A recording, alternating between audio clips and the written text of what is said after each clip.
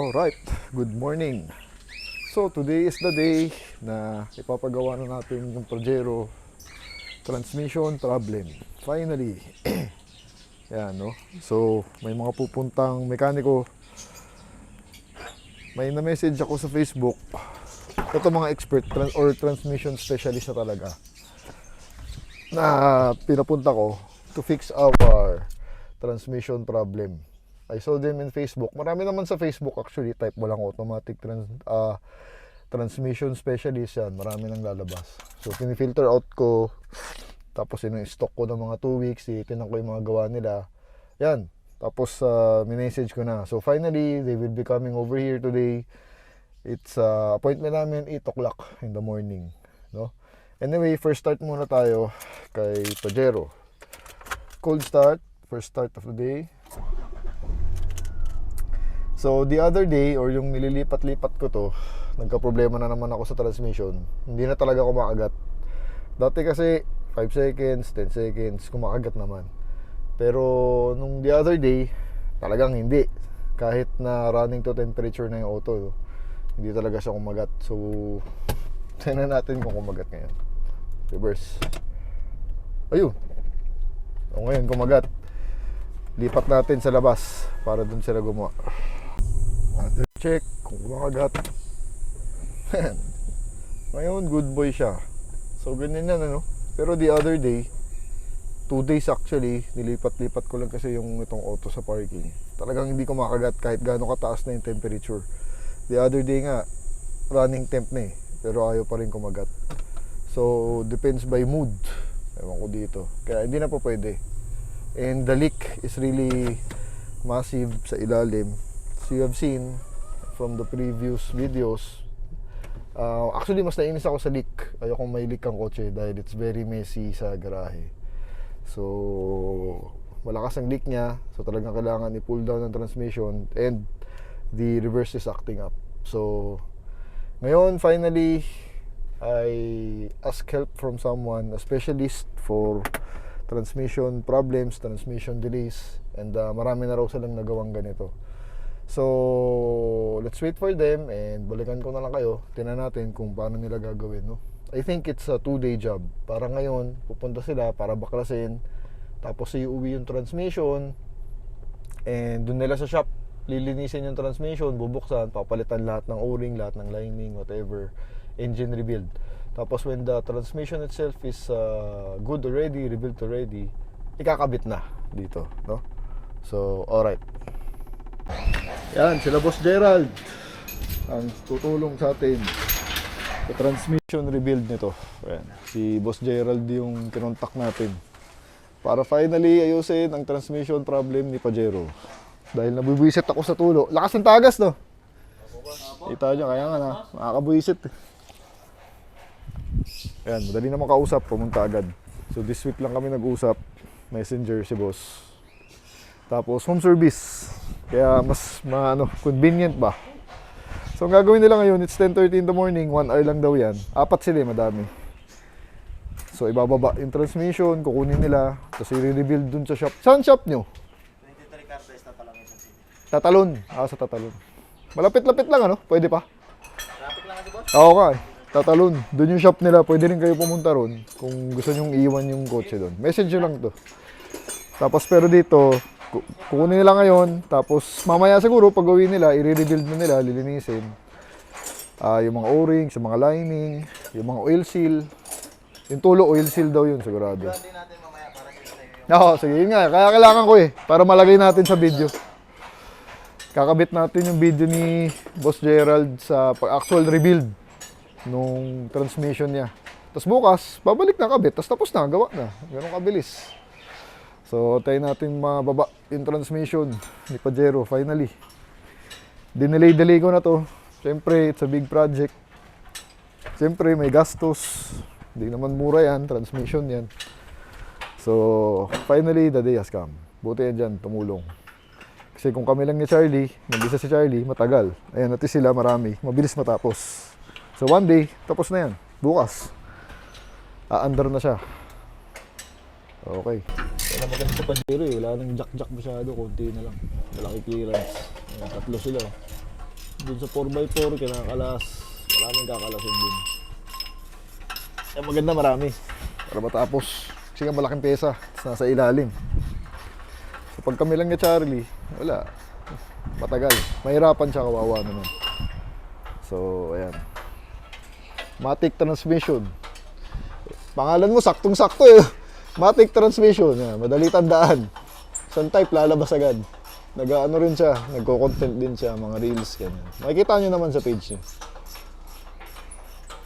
Ang okay, kinakausap ka talaga sa messenger. Tapos makikipag-usap, makikipag-schedule ng maayos, bibigyan ka ng quote. Tapos pupuntahan ka. So tingnan natin yung gawa bukas pagbalik. Yung pala, yun lang is, bibili tayo. Kahit Shell lang daw, Petron Caltex, yun lang. Pwede na raw, subok na nila yun. Marami nang ginagamit. So baka Shell, bumili ako. 7 liters. Para dito, ubos na pala yung asin ko dito eh. So buti natanong ko. Hindi, wala kaming langis bukas. So yun, yung langis, bilhin nyo rin. Para pagbalik, medyo mahal din kasi yung langis eh. Ang ATF eh. So bili tayo mamaya ng langis. Siguro sa Shell na lang. Sa loob, syempre, tatanggalin ang console. 4x4 kasi ito, boss. Kaya Pag hindi, wala naman. wala. 4x4 kasi. Well, yan yung charm ng Pajero. Kung magpa-Pajero ka, dapat 4x4. And finally, maayos na ang transmission niya. Step by step. So next na ipapagawa ko dito, yung aircon sa likod. Ito, lumalamig. Pero yung likod, hindi ko pa napacheck. Hindi lumalamig yung likod for some reason. No? Lumalamig lang ng konti. So, ibabalik natin kay GRC para ma-check. Tapos yun, most likely okay na to. Kalas, 4x4. Ito pala. Ito pala yung maluwag, dito lang. Ito maluwag din eh. Meron na? May nakita ka? Ayan. Problema rin nito, may play. Maluwag. So dito yan. Ito. Yung tornilyo dito. Yan. Maluwag. So may nabili tayo kay G-Boy Diaz. Ito. Washer. Pwedeng ilagay dito sa dalawa. Para sumikip. Yan ito. 500 pesos per. Kay G-Boy Diaz. Yung nagbenta sa atin ito. Meron din siya. Diyan pala, yan. Ngayon ko lang nakita kasi nakakalas. Bumili na ako para just in case. This side, yan. Ito. Dito nga talaga. Para sumikip siya. Since kalumaan, yan, nagkaka-play siya. Nakakainis lang eh. Ayoko kasi ng ganyan. Yan. Pakabit natin bukas. Pagbalik nila. Kakakuha ko lang yan actually, kahapon. So the 4x4 is out. Grabe oh, 30 years worth of grind. Sa ilalim. Ano ng status?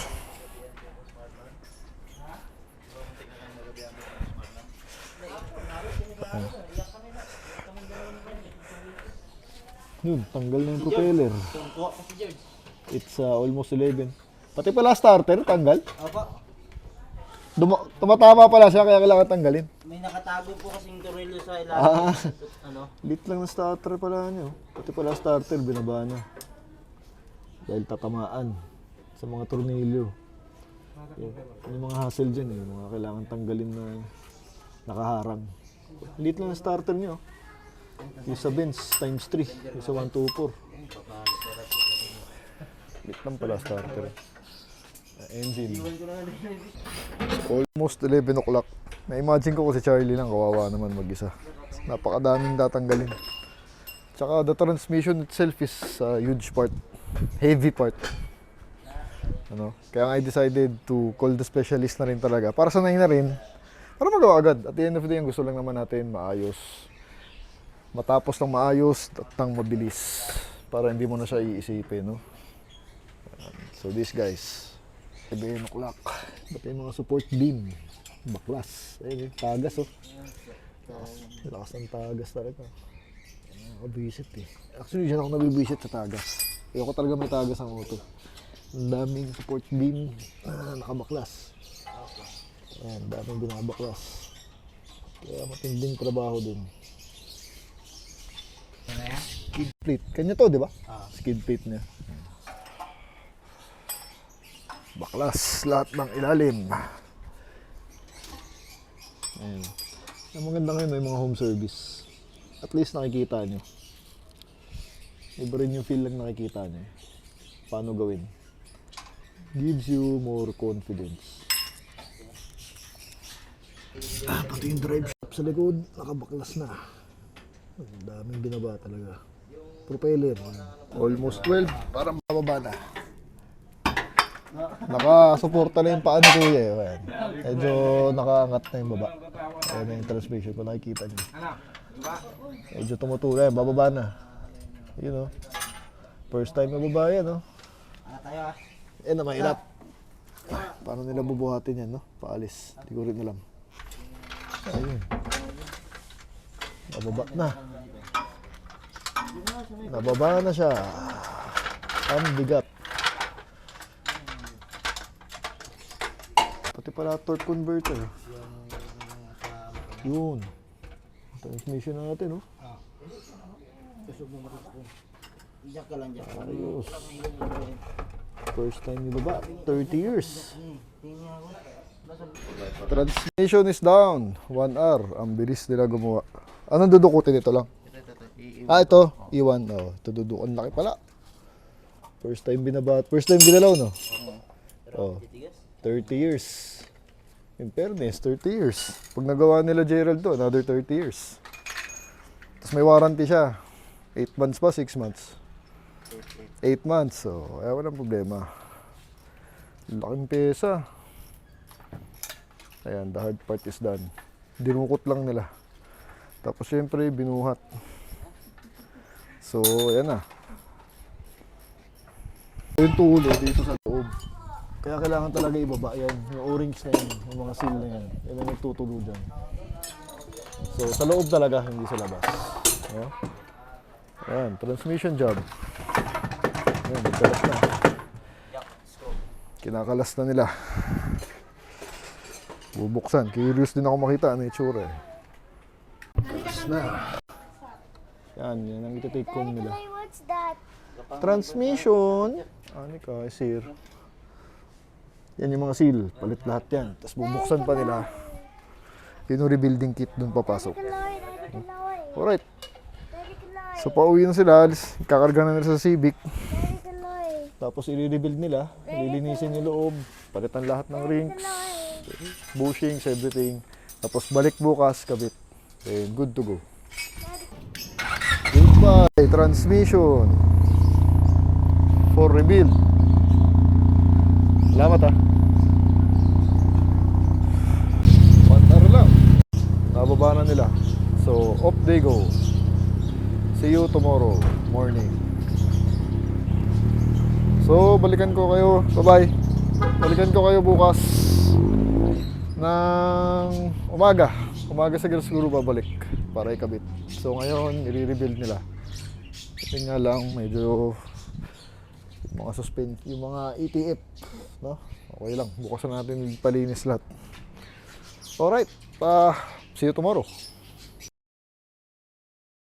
Alright, so it's the following day, 10 o'clock.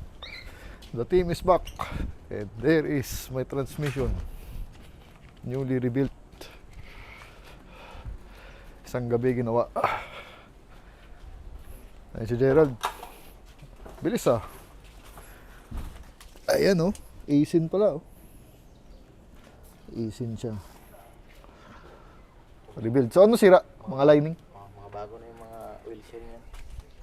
Ito yung tulo no. Yung tulo ito yan. Kaya nagtutulo dahil dito. Ang seal. So lahat ng lining, pinalitan, bushing, everything. Yan. So they are back para to install everything back. Yan o. Yung sira niya. Pero hindi kasama sa rebuilding kit Hindi to, di ba? talaga kasama to, kaya sinama ko na lang. Anong tawag dito? Oo, Latch maluwag pack. oh. Oo, ito. Latch pack. Oo. Ito, maluwag oh. Hindi dapat to, bro. Dapat ganito yan, boss. Oo, nahanan. Pinalitan natin kasi. Andun na. O, ito kasi hindi kasama sa rebuild kit yan. Ang rebuild kit kasi mga ganito lang. Normally, mga gasket, bushing. Ito yung mga luma. Eh, since nakita na andun, might as well. 30-year-old na rin naman. So, pati fluid. Bumili tayo kahapon, sabi niya, Shell lang. Pwede na raw Shell, Caltex, yung mga yun lang. Bumili na ako kahapon ito. 260 isa sa White Plains, binili natin. 7 liters daw. So, pwede na raw yung kahit Shell lang. Ginamit natin yung 190E kahapon to buy the fluid. So, nagkalat din kahapon yung gear oil, tumapon. Galing dito. So, yan. Tumapon kahapon. Ayan o.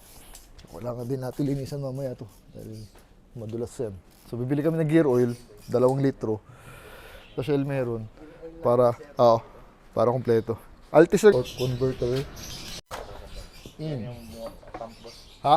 Yan yung pump. Pump. Bumubumba ng langit. Papasok sa kanya. Yung pala trabaho nun. Kaya kung sira yan boss, kahit anong mo, ayaw mag-engage yan pag sira. Drive o reverse, kahit ano. Ayos naman nag-engage naman yung reverse lang talaga. So yung reverse lining, nakita mo, manipis na, gano'n. Saka yung orange, titigas na. Mga o-ring.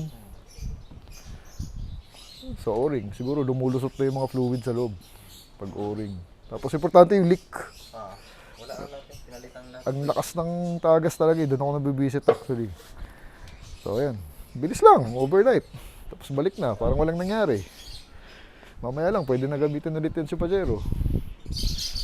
Kung gumana, may warranty naman daw eh. At saka si Gerald, no pay pag hindi ayos ang gawa, sabi niya.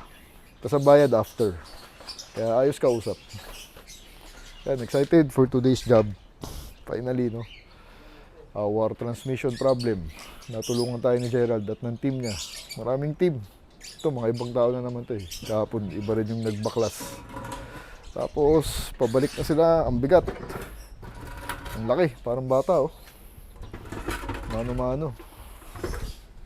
Dito pre, gawas to. Wala pang lifter yan. Mas madali sana kung may lifter. Matagal lang kami boss pag may lifter. Ha? Matagal lang kami pag Ganun? Mas madali pag ganyan? hindi kami sanay sa lifter eh. Actually, yun din sabi ni Charlie. Sabi ko, kawawa ka naman, walang lifter. Sabi niya, masanay siya nang wala. So siguro yung pagpwesto, pag lifter kasi, nakatayo ka. Mahal kasi lifter eh. Tumingin din ako nun eh, kahit nung air lifter. Nasa mga 80,000 din eh. So ayan, pabalik na. So the whole team is installing already.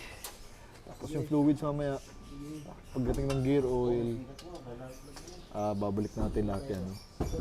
So kaya mabilis, marami sila.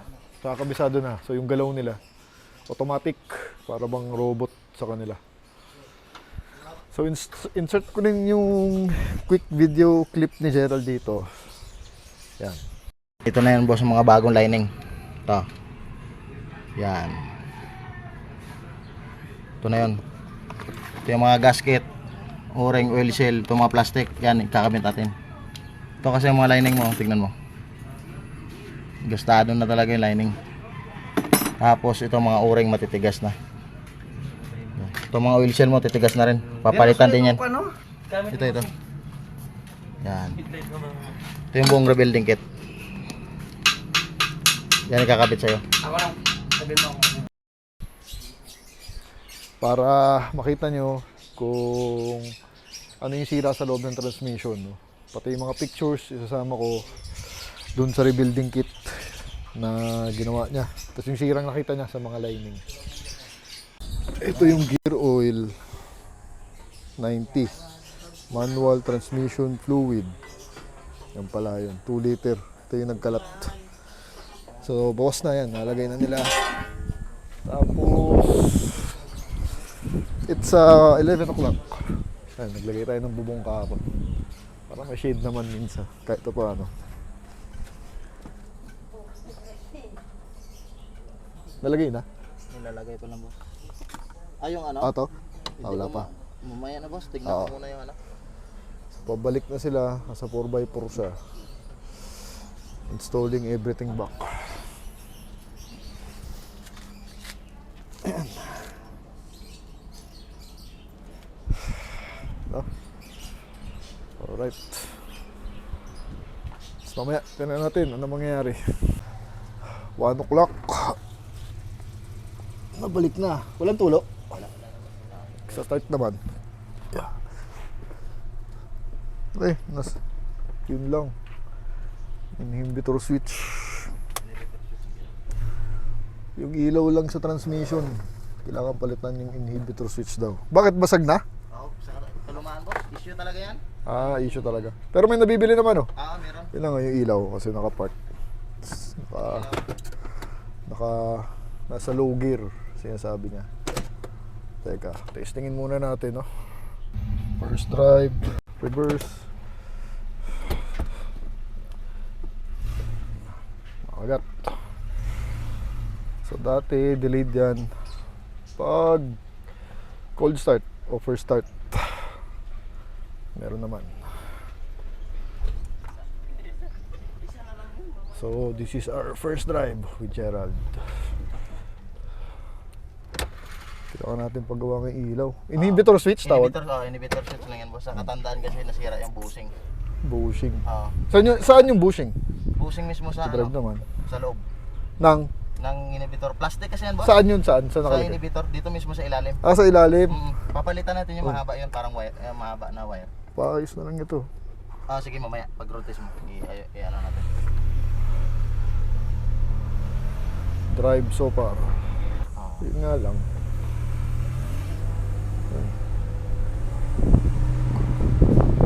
Yun, nag-ship.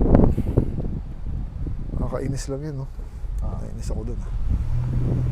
So, hanap tayo yung inhibitor switch. Inhibitor. So, pag kinakalas, nasisira. Hindi, sa katandaan talaga. Hindi, pag yung kinalas, tsaka nasira. Tsaka nasira. Kasi kakalasin di ba?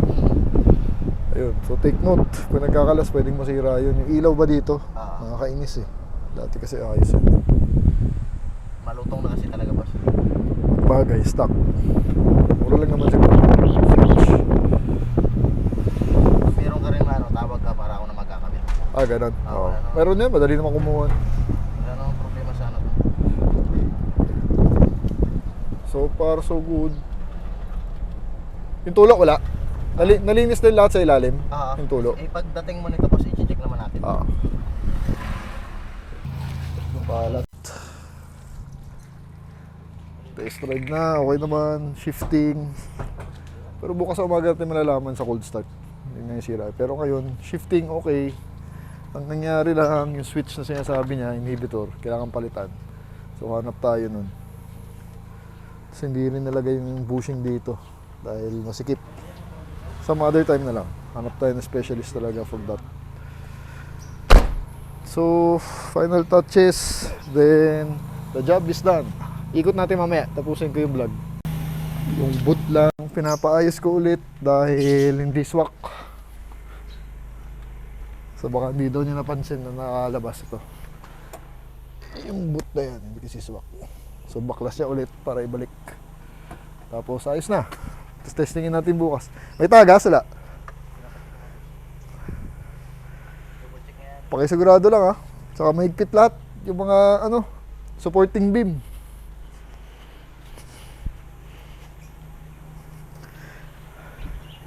Alright. Ayun o. So at least one big job natapos natin. Mukhang okay naman. Ang ganda shifting niya. Most probably nagawa na yung sleeping reverse niya. Sa dami ba naman ang pinalitan niya. Ito yung clutch assembly na to, clutch pack tawag. Halos binigay na lang din niya. Hindi kasama sa building kit yan eh. So bigyan ko na lang siya ng extra para dito. Hindi niya na pinresyuhan to. Tapos yung inhibitor switch, babalikan na lang niya. Bili ako ng part. Nag-check ako online, nasa 1,000 plus lang naman. Kakabit niya, madali lang naman daw yun. So tiisin ko lang yung ilaw muna na yun. Tapos everything else should be fine. Tapusin natin yung vlog later. Yan, tapos na. 1 o'clock. Dumating sila dito alas 10. Mas matagal yung installation kaysa sa baklas. Pero mas okay lang yun para masigurado. So naayos na rin to kasi kanina lukot. Lukot to, nakainis ako eh. So, the last thing to do is yung inhibitor switch. Nakita ko na yung pesa, 1,000 plus online. Babalik siya para ikabit, para mawala yung ilaw doon. Naiinis ako eh, hindi kasi nakasakto. Tapos, tapusin natin yung vlog, okay? Yan, pinapalinis na natin yung mga langis. Para hindi dumumi yung garahe. Ayan. Matic transmission. Pangalan mo yun, no? Matic transmission talaga yun, no? Hindi man lang pangalan mo, no? Bagay, madali tandaan. Lagay natin yung link nila. So, test drive na tayo. Tsaka, ito pala, hindi pa tayo nakakabili, oh. Naka-scotch tape lang. Hindi pa natin nasikaso. Kasi nga, ang inuna natin, yung mga major problem yan. At least one down transmission. Tapos, ayos na yan. Boss Gerald, salamat. Bye-bye. So, kontakin ko na lang siya kung nagka-problema. Madali kausap. Ayos. Pajero. So, tapusin natin ulit yung video doon sa giraffe. Sana okay na. So, syempre, 1 week ng observe natin na 1 week. Wala na talagang tulo. Wala. Total, babalik naman siya para doon sa inhibitor switch. Pero pwede naman na gamitin, no? Okay, so back here sa Pajero. Test drive lang natin saglit kung okay yung mga ginawa. So, hopefully, no? Naayos na. One big job. Ang transmission rebuild or transmission job, syempre, hindi yan biro. Malaking trabaho yan. It's one of the biggest jobs na pwede gawin sa auto nyo, no? So kaya dapat pinaplano na maigi at dapat pinipili talaga na maigi dahil syempre may gastos dyan. Yung gastos reveal later pagpunta natin dun sa pwesto natin, no? So far tinitesting ko muna siya kung okay. So far okay, nag-shift, kumakagat, drive and reverse. Back here in our favorite spot, reverse check. Okay. Drive check. Yeah. Ayos. Okay. Alright. There she is. Poging-pogi. Pajero 1998 Montero. Transmission job for you guys for this video. So again, as mentioned, ang tagal ko na sinasabi, kailangan i-rebuild yung transmission niya because of the leak and because of the sleeping reverse during cold start. So hopefully naayos na ni Matic Transmission. Yan ang name ng page nila Gerald, no? Boss Gerald, thank you so much for attending to my needs. Hindi natin kilala yan. In-stock ko lang sa Facebook, nakita ko lang sa Facebook, nakita ko lang yung mga ginagawa nila.